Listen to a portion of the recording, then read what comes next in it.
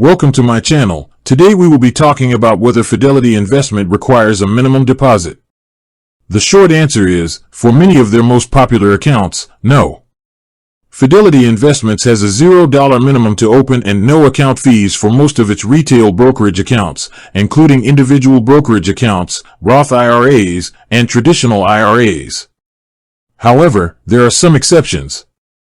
For example, certain types of investments, like some mutual funds, may have their own minimum investment requirements.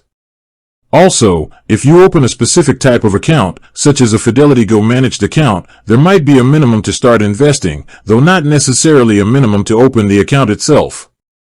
It's always best to check the specific requirements for the type of account you're interested in, as different products can have different rules.